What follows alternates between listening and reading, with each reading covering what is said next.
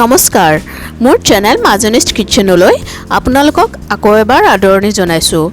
আজি মই বনাবলৈ লৈছো মান ধনিয়াৰ চাটনি। আহকচোন চাও কেনেকৈ বনাম।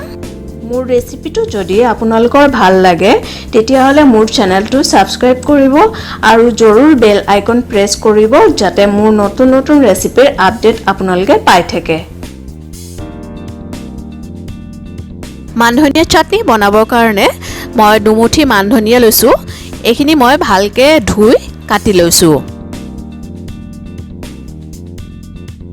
5টা কেঁচা জলকীয়া লৈছো।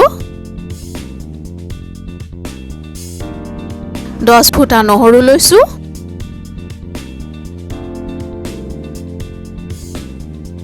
1 ইঞ্চ আদা মই টুকুৰা টুকুৰ কৰি কাটি লৈছো।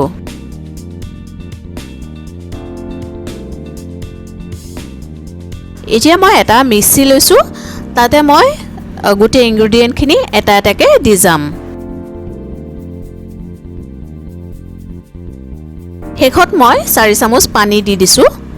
এতিয়া এইখিনি মই ভালকে পেষ্ট কৰি লম।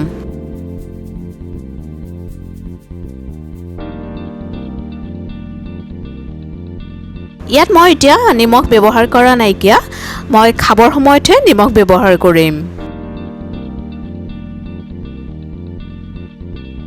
আমাৰ মান ধনিয়া চাটনি হৈ গৈছে। এটো বনাবলৈ বহুত সহজ।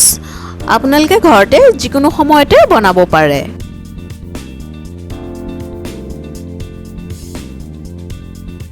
মোৰ এই ৰেচিপি আৰু ভিডিও যদি আপোনালোকৰ ভাল লাগিছে তেতিয়াহলে লাইক কৰক, কমেন্ট কৰক আৰু প্লিজ শ্বেয়াৰ কৰিবলৈ নাপাহৰিব।